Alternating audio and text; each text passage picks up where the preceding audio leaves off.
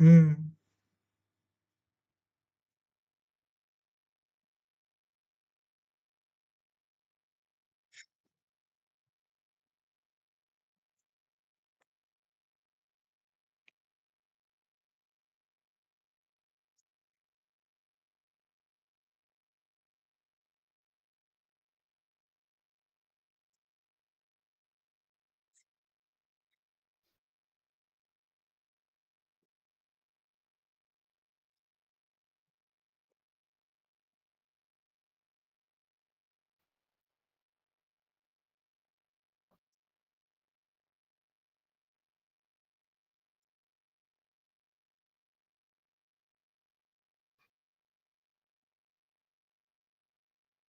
Drishti, I think now we can start because it's six Yes, sir. five.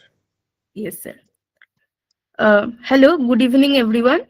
I am Drishti Mojumdar, Project Coordinator of Amader Bengal. I welcome you all to the first webinar of Amader Bengal on the state of higher education in West Bengal. We are honored to have our first esteemed guest, Professor Nikhil Ranjan Banerjee, sir, with us today.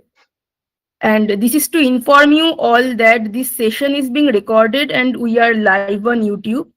I request our interns kindly keep your mics muted for discipline, keep your videos on for better engagement, and save your questions for Q&A at the end. Now I request Pratik sir, Operation Director of Sarvodaya the Rice Foundation, to welcome our expert and provide us with program overview. Sir? Yeah, thank you, Drishti. So, welcome, Dr. Banerjee, and a very happy Republic Day to you first. And also, welcome to all our Amader Bengal interns, Drishti, Sneha, Sheba Brata. A very happy Republic Day to all of you. So, today is a very special day because today we are celebrating the adoption of our constitution, and this is also the day when we should be reaffirming our commitment towards the Viksit Bharat goal, which our honorable Prime Minister has given to us. So, any Viksit Bharat which we are imagining, that has to be a Shikshit Bharat first of all, because education is the thing which drives any civilization forward, not just in the economic sense, but also militarily, in the defense sector, in the sector of even cultural and heritage conservation and development. So for all that, education is the core of any civilization. So we thought of having this auspicious occasion to start our the webinar series, the first one with a theme related to education. And for that we have Dr. Banerjee with us, who is an expert at the interface of industry and academia. So who better than Dr. Banerjee to share his insights on these issues, especially because this is Amader Bengal. So we need to have a West Bengal focused expertise. And here we have Dr. Banerjee with us to share his insights. Drishti, over to you. Now we can move ahead with the program. Now I request our editorial lead, Sneha ma'am, to share a brief profile of our esteemed guest. Ma'am? Yes. Welcome, Dr. Banerjee. So it's a privilege to introduce Dr. Nikhil Ranjan Banerjee. He's a distinguished academician and administrator. Dr. Banerjee holds a BTech from IIT Kharagpur and has completed his master's degree and PhD from the University of Calcutta.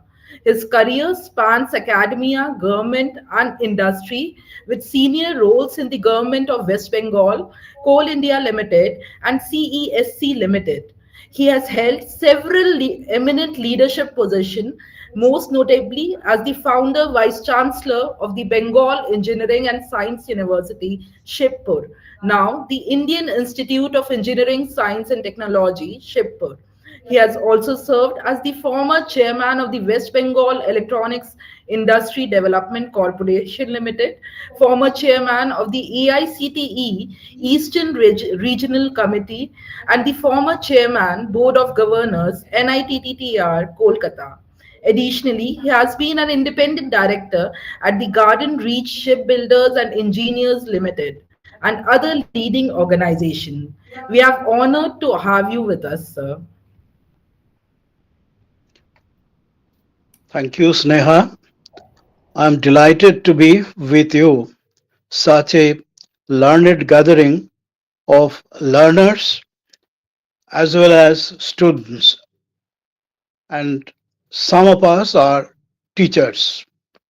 Now, today I will try to focus on a very important aspect curriculum design and development based on the feedback received from the stakeholders. In our country, we are now undergoing a process of change towards betterment. With the introduction of NEP 2020, we have launched a program called Education, Holistic Education. Education, as you know, initially we thought that it is perhaps transfer of knowledge to the learner. The learner learns. It is unidirectional, so to say. Then learner, whatever the learner learns, learner is able to apply that, and then learner is becoming gradually and slowly with the acquiring several skills, employable positions in our society. Today, we consider that the learners are a very important stakeholders who have to be heard in ascertaining what he is learning, what he will do with the knowledge earned thereby, and also we have to ensure that the teachers they contribute towards development of the curriculum, the goal of the specific program.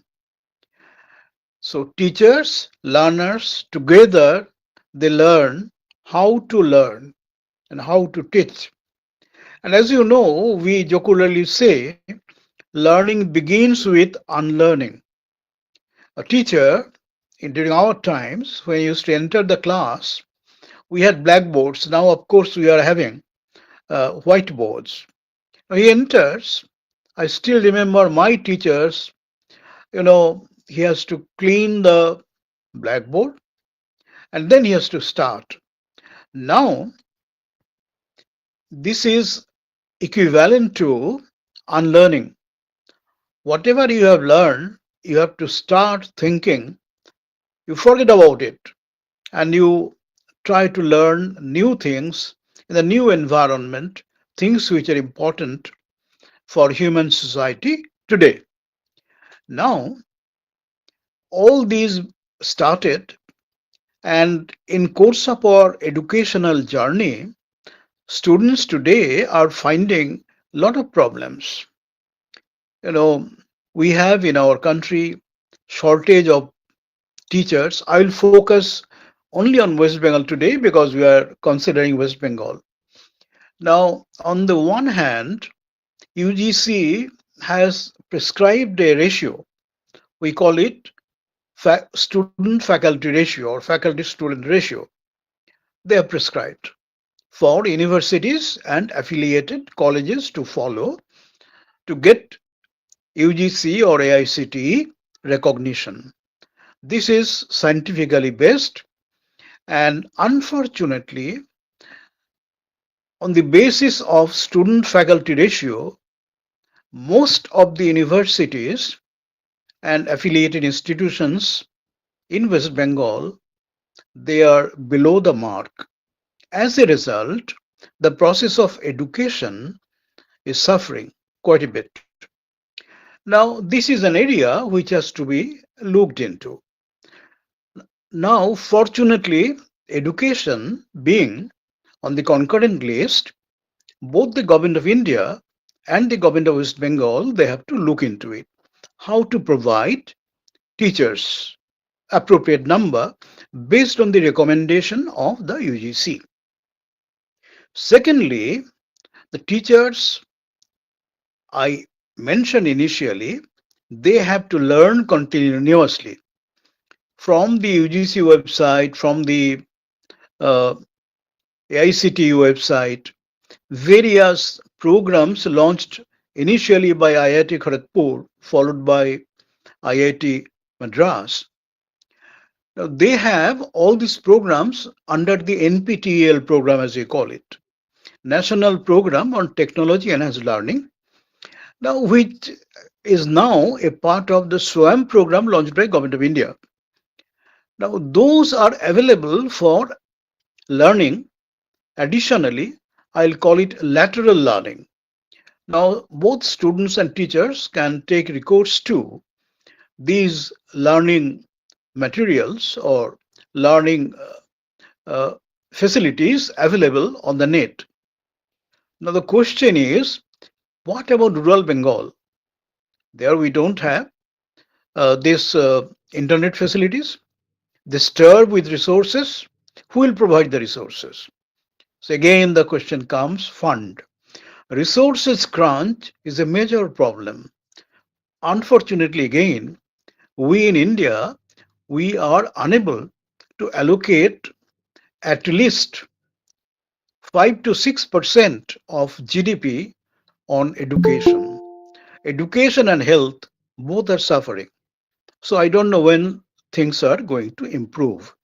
So we require a robust IT network to be built, which Government of India is looking into it. And we in West Bengal, we are also simultaneously trying to improve. And there, the teachers and the other people associated with it, they have to contribute appropriately. We used to call in engineering, within the given constraints, how to optimize. So that kind of scenario we are in now. The next part we have to think in terms of, uh, you see, as we call it, how to ensure that the students uh, know, fine, but at the same time, ability to utilize that knowledge. This we call skill. Now, for development of skill, practical training is needed, and you require laboratories, you require workshops, you require instruments, you require technology. Again, the question of fund will come. So some are in a state, in very good state, in terms of laboratories and workshops. As you know, uh, science, when it was developed in Kolkata, the then erstwhile Calcutta, in IIT Kharagpur was developed, and gradually and slowly, now some kind of networking between these universities would be necessary for further enrichment. Now, that is also a problem. However, Jadavpur University and Calcutta University, they have achieved certain level of excellence, as you know, all of you know about it. I can praise my university. That is for you to judge. Now, contribution of the teachers of Jadavpur and Calcutta, that development of students, again I will say within the given constraints, is excellent. And the reports of UGC also corroborate this. Now comes the question of, you know, assessment. Now, curriculum, you have designed and developed the curriculum containing the knowledge component, skill component. Then will come the question of assessment. Here, who does the assessment? You see, assessment is initially it is done by the students and is also done by the teachers. I know myself the best when I see smiles on the face of my students, whether they are with me or not. And at the same time, in between, we take feedback through several means. I will not go into those, so that I know how far my learners, my students, they have acquired knowledge and skills. And so that based on this feedback, I can uh, either expedite or change track for further improvement of my goal. So that is how we go on uh, developing and designing the curriculum. Next comes, you know that very recently there have been a spate of uh, a question of unwellness, I will say, amongst the students of certain institutions at national level in the country. It is true for state institutions also, as a result of which the Supreme Court had set up a committee. Uh, we call it, that is known as National Task Force, which was assigned the task of going into details and take views of the students, the guardians, the teachers, and several stakeholders why the students are unwell. What are the processes or what are the ways and means to improve? Finally, they came up with suggestions, and again, I will not go into that, but only I will bring out one point. Students, in their feedback to the task force, they have said that we have a curriculum and we are always under time pressure. In too little time, we are given too much of knowledge, unable to assimilate and or internalize, as we call it. And then the pressure of examinations, very tight schedule, in between internal assignments. So they suffer from some kind of uneasiness all through, so which gradually making them unwell. So we have to rethink the curriculum design and development in this background. Are we trying to give too much to the students in too little time? Are our expectations too high to achieve? So this we have to think again. Days have gone when you used to say Chattanam Udhayanang Hitapah.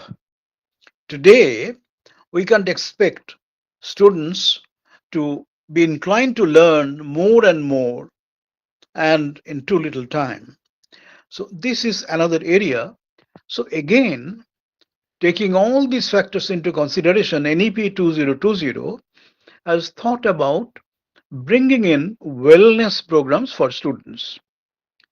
For this wellness programs, our this is basically trying to ensure that students coming from rural areas, poverty-stricken people, they come to the educational institutions. They are, you know, in position with the other students, and they are not looked down upon. And the constraints they had in rural Bengal, they are able to overcome gradually and slowly. So some kind of state help is available to them now. So they are coming up. They are coming up. But I don't know how long time they will take to smile.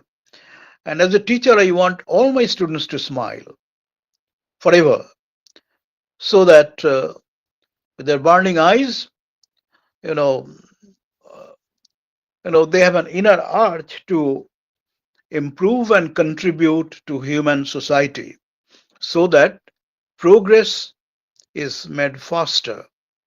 And they also, with along with their teachers, they try to uh, solve problems of society, and we can never expect them to solve problems of society unless they empathize with the people who are paying for their education.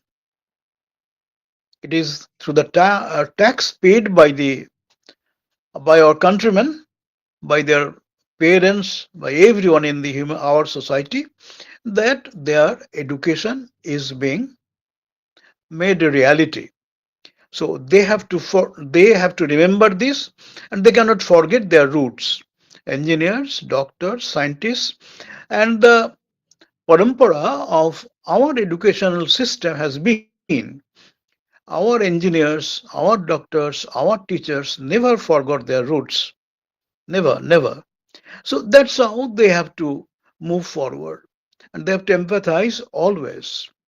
And they should think, as Swami Vivekananda used to say, uh, whether whatever you do, does it contribute to wipe out the tears from the eyes of your fellow countrymen who are in a very poverty stricken condition? So think about these people, the poor people, and every day I still remember when Professor Kalam came to my university to inaugurate.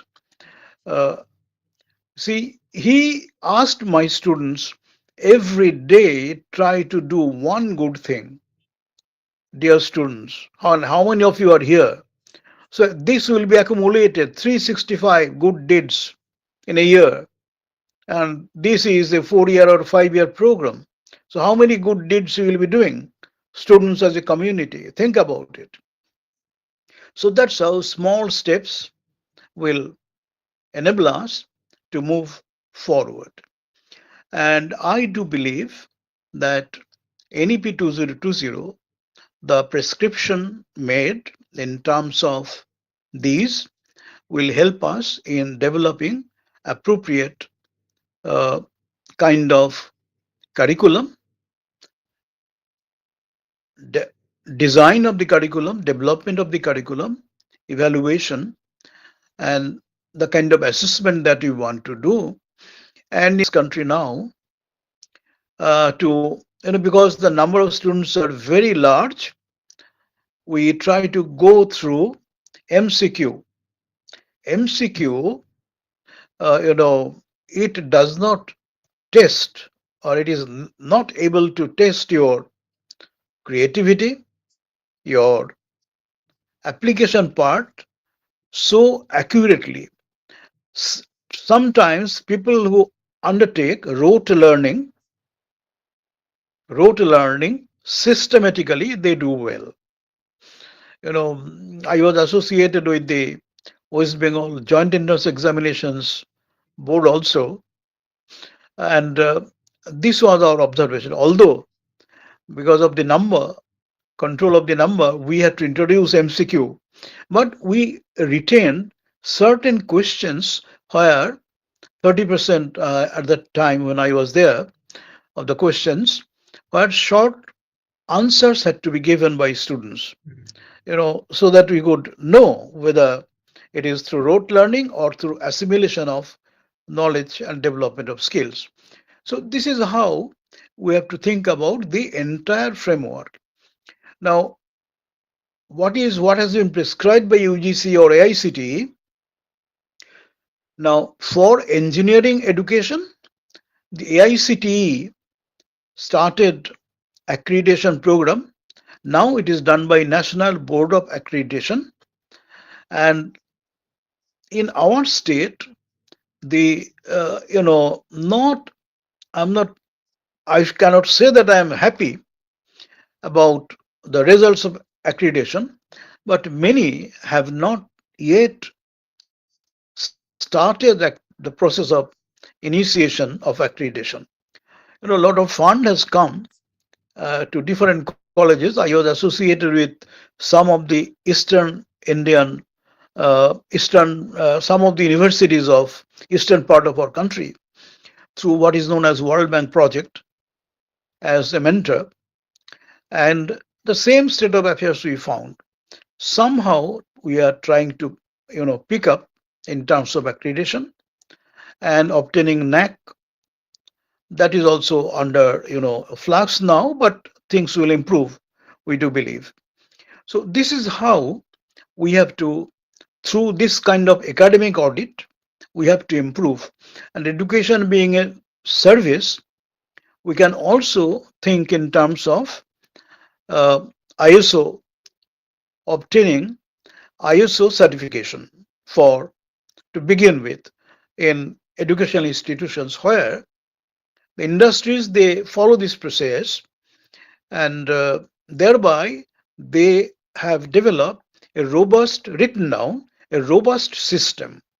Fortunately, in universities, we have developed a robust system through participation of teachers and the students in the academic system.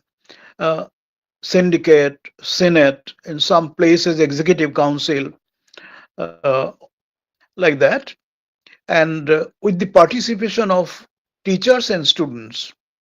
And when this system is, I will use the word democratized, I will replace it because I would love to call it participation of all the stakeholders. So then the system will improve on, and it has to be done on continuous basis. I hope I have spoken a lot, and I would love to have or receive questions from dear students or others who are present over here.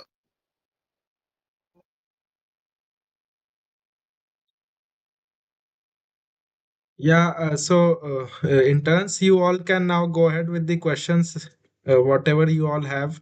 The floor is open to you all.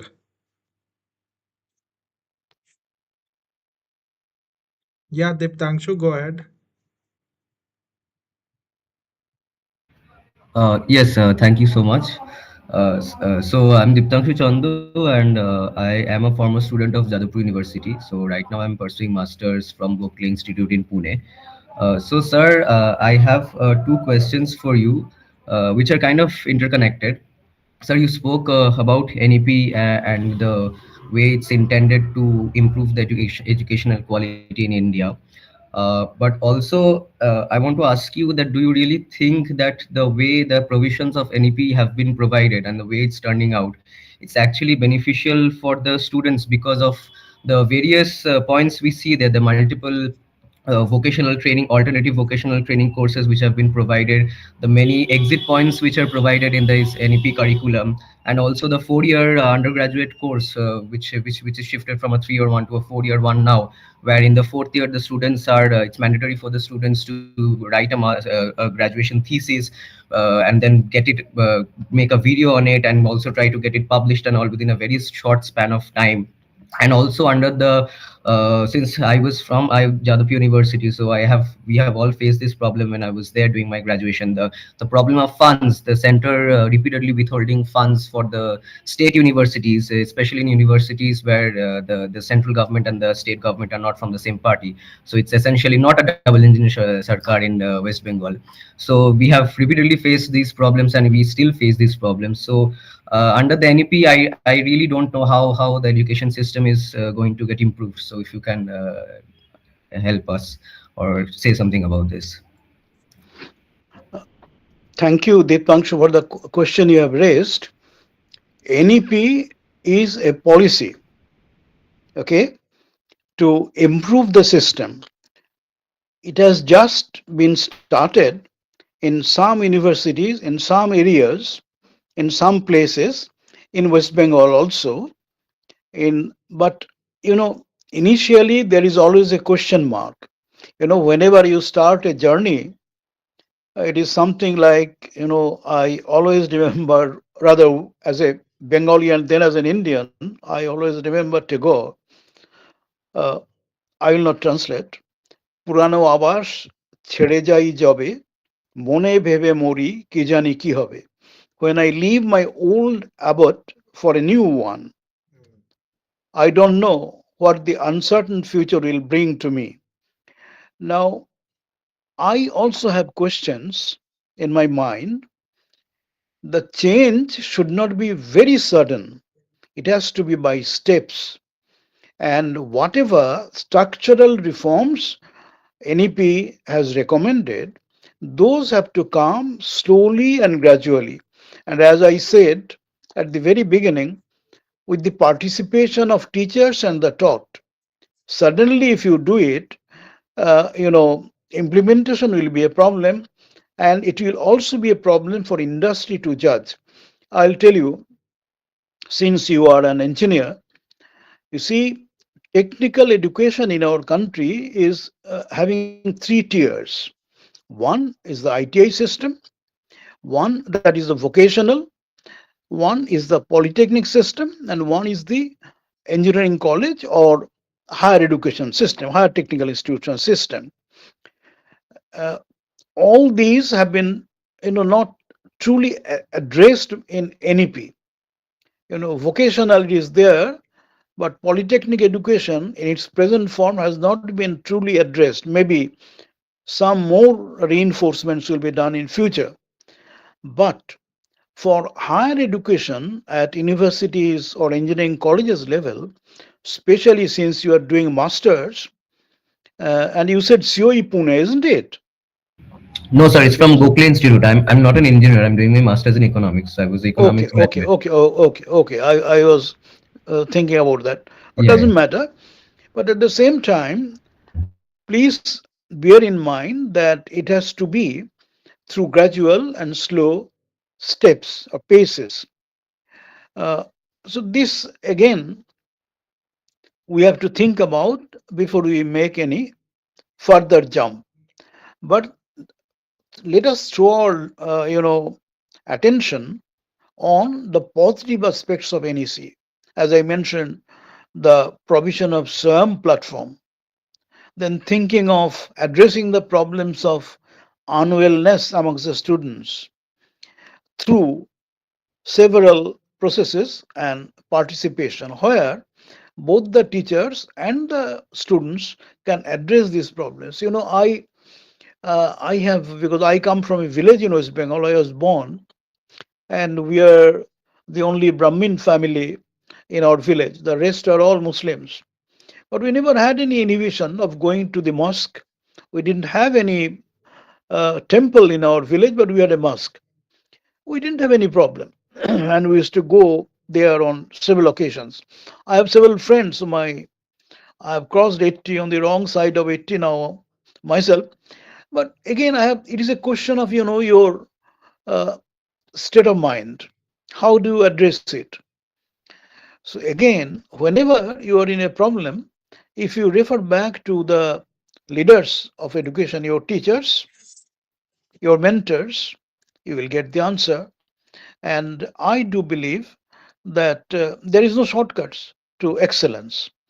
But this is a step that our educational leadership, they have thought India should take up.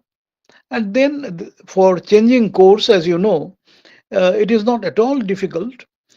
Governments will come, governments will go, vice chancellors will come, vice chancellors will go. But the education, the system, that will remain, and changes will be brought about. Uh, I hope I have been able to answer you. Okay, sir. Thank you. Thank you, sir. Thank you.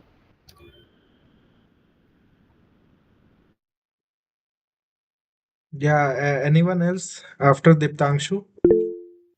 Yeah, Shobhit, go ahead. Hello, sir. Am I audible? Yes, you are. You Uh, are. sir, I just want to ask a question. Sir, as Niti Aayog is being used as an analyst and auditor of various ministries and program, can it be better to use Niti Aayog expertise to evaluate NEP rather than UGC or Education Ministry doing its in-house research and auditing? You see, ministry doesn't do in-house auditing. Niti Aayog is, they give you the policy. How this Niti Aayog was born, you think of that. In ISI Kolkata, Prashant Chandra Mohalanovish, he thought about it. Then gradually and slowly the planning came. And when the planning came, and going through the details, Professor Meghnad Shah, Netaji Subhash Chandra Bose, earlier, before India won independence, they are associated. Now, we have in place of Planning Commission, Niti Aayog. Niti Aayog, it cannot take up such tasks. Ours is such a vast country. It has to be a decentralized operation. Niti Aayog will give you the policy part of it. The doable part, the process will have to be developed by somebody. Now, again, NEP 2020, they have thought about it, and they are thinking in terms of merging some of the authorities, AICTE, UGC, and then NCT, some of these to be merged, accepting Bar Council, and because that is a different cup of tea. So in education, such changes they have thought about. I will call it centralized decentralization for operations part. Top decides, but it has to be decentralized for results.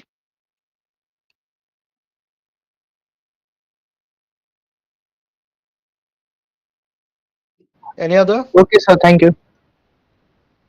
Thank you, sir. Okay.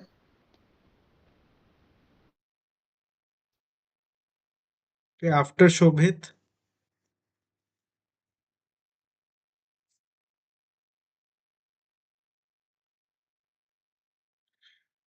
Uh,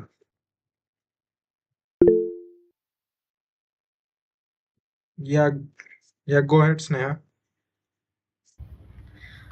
Yes, Professor Banerjee, I wanted to ask you, there is an increasing trend of a non-attending admissions that are growing in India.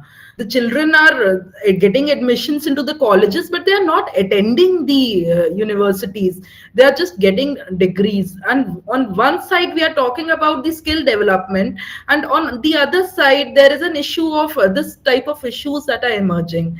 I want to understand your take on this, sir. You see, it is if you have a very strict attendance system, we try to address this problem by having a very strict attendance system in the class, but that is again not a proper approach. As a teacher, I feel that it is my failure that my students are not attending my classes. I recall my student days, there were some teachers in whose class about 100% attendance was there. That's because of the attraction of the way the teacher taught, the personality he had, the interesting way he could present the subject. So it is somehow a problem for us, uh, missing classes. And I have mentioned this, though uh, in a passing way, that attendance should not be strictly taken. That is a negative approach to ensuring that students attend classes. This has also been identified. The National Task Force uh, appointed by Supreme Court of India, students gave this feedback. They had the pressure of very strict attendance system. You will see in West Bengal, IIT Kharagpur addressed this. Now they have relaxed the attendance system. So that's how, in a small way, things will have to be there. And I do believe that it should not be looked at that way. But dropouts is a problem in a sense that students are not able to continue. Why? I think here some kind of search will be needed. Uh, and again, fear works in the minds of students whether I'll get appropriate job and start earning. That's a problem, earning livelihood. And you will see engineering education, because of lack of quality and cost of, rising cost of engineering education, especially in private engineering colleges, uh, they are this dropouts is there. And it is true not only in West Bengal but also all over the country, especially the states where engineering education uh, spread faster in the earlier 2 decades, in course of rather. So they are facing this problem. Many seats are remaining vacant. It is also true in West Bengal, and there that's a question mark. One is students are not joining. The second part is even if they join, halfway through, some of them are not able to continue because of several factors. You know, the kind of admission test that we do, that is basically elimination test. And as a result, if someone is not having the inclination to be an engineer or to be a scientist, no teacher can make him. Even Vishwakarma cannot make him an engineer. So that is a problem which our society will have to address it. And Niti Aayog, as one of our students was mentioning, this will have to be addressed by them and brought to the forum, and opinion again of students and teachers obtain for changing the scenario. Okay, sir. Thank you. Okay, next question.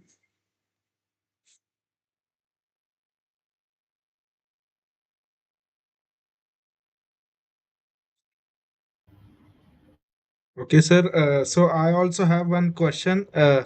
This is related to the industry academia linkages, which is now a talking point. So currently, the industries of India are saying that the graduates which are produced by our universities, they are not employable enough, and the way industries are rapidly transforming, especially in the emerging technology sectors. Now we are seeing that every day, every week, there is a new development which is happening. So the industry side is pushing towards integrating their inputs into the curriculum of academia and updating it.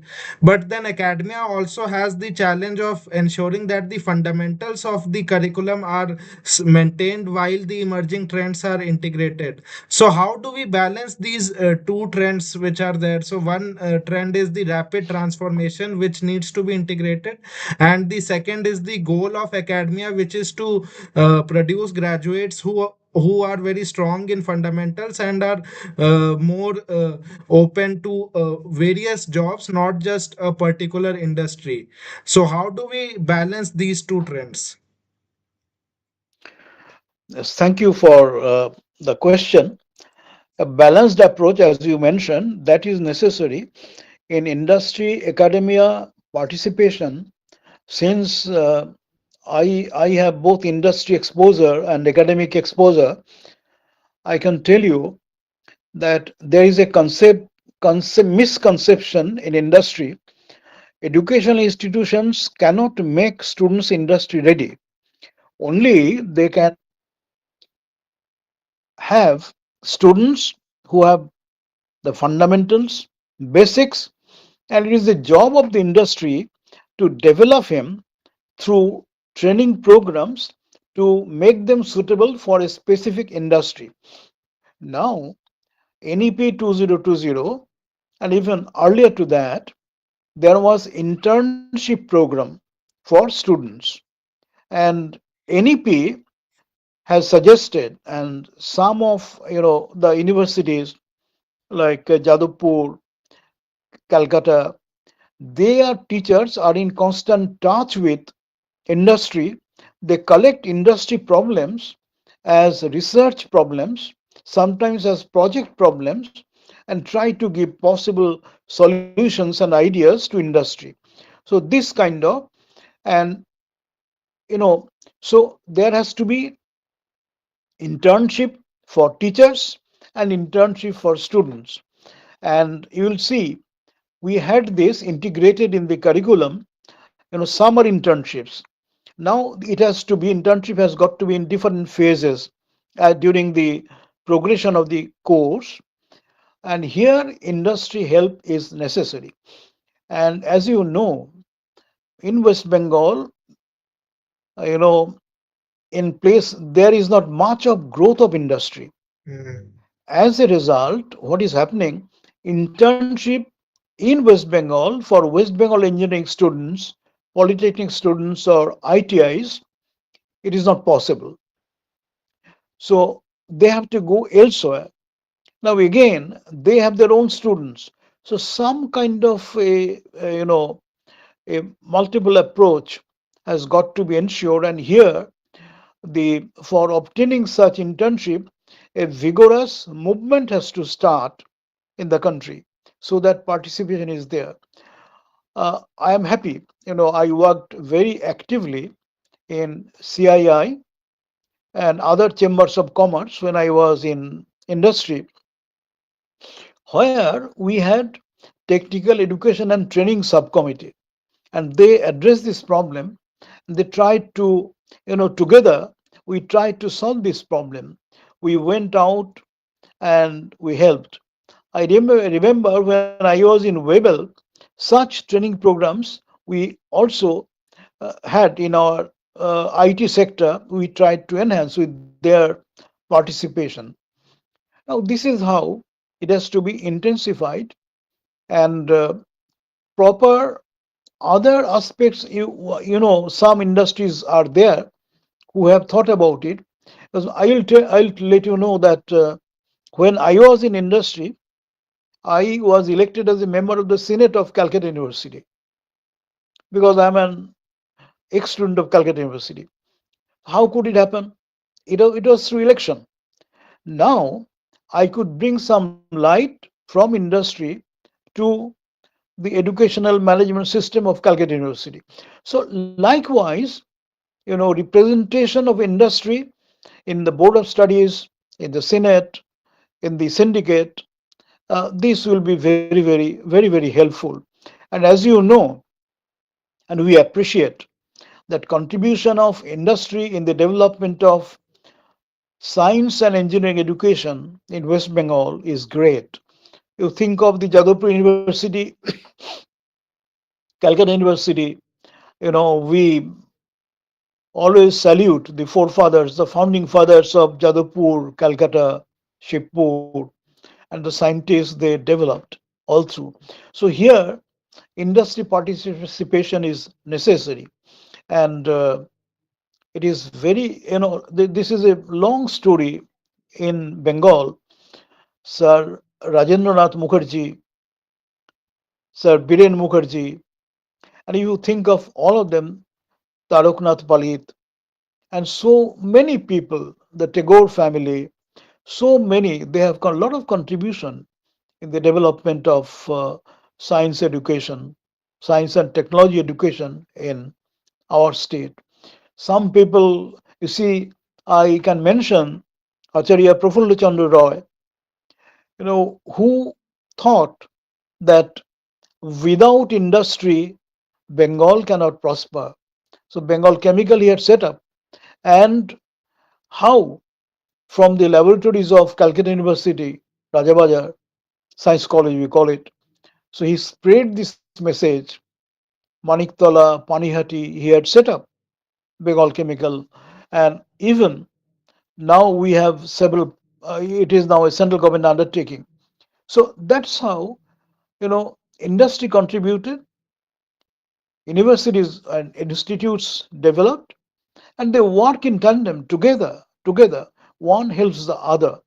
So this kind of bonding will have to continue, and we do feel it is taking place in our country in the right direction, because in several places, industry captains, they are contributing immensely for development of education. Although it is not so in our state, but it is coming up. Coming up, the private universities set up in West Bengal in course of last several years, they are also contributing, and with some kind of a value system. And I especially mention some of the contributions made by, no, that will not be proper for me to mention here, but they are doing excellent work, and they are competing with the uh, public universities uh, in the state and public institutions in the state. It is good. Competition is always welcome, and that improves the scenario further. And I am a strong believer of the fact that industry academia collaboration will ultimately lead to effectiveness, better effectiveness of the education delivery system. Thank you, sir. Thanks a lot for such deep insights. Thank you, sir. So, anyone else, if anyone has any questions, they can raise their hands because this is a very good opportunity to speak directly to the expert, and you will not get such a chance maybe soon enough.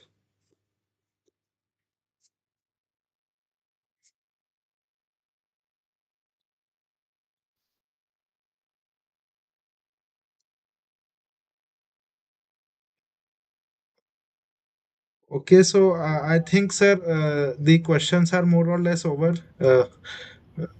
So we can proceed with the next part. So, Thank you, sir, for your insights on the topic. Now I ask Shibobroto, our other project coordinator, to present the vote of thank you. প্রথমে ধন্যবাদ sir আপনাকে আপনার মূল্যবান সময় ও অন্তর্দৃষ্টি আমাদের সঙ্গে share করার জন্য আপনাকে অসংখ্য ধন্যবাদ আর আমার প্রণাম অবশ্যই নেবেন ধন্যবাদ জানাই হচ্ছে স্নেহা ম্যাডামকে আমাদের এডিটোরিয়াল লিডকে ধন্যবাদ জানাই আমার সহযোগী দৃষ্টি মজুমদার এবং ধন্যবাদ জানাই আমাদের ডাইরেক্টর অফ সর্বদা রাইস ধন্যবাদ আর আমাদের বেঙ্গলের হচ্ছে প্রথম ওয়েবিনারে যোগদান করার জন্য সমস্ত ইন্টার্নদেরকে আমি ধন্যবাদ জানাই I'm delighted, Shivabrata, and I thank all of you on my behalf. Thank you very much. আমি খুবই আনন্দিত, delighted. So just 2 lines before we end. अनुभव की छाया में पनपा हर एक विचार, बुजुर्गों के आशीष से मिला सृजन को आधार, युवा ऊर्जा ने भर दी नव सपनों में जान, अमादेर बंगाल रचेगा भविष्य की पहचान. Thank you for sparing your time and joining us, sir. Thank you, sir. Thank you. Thank you.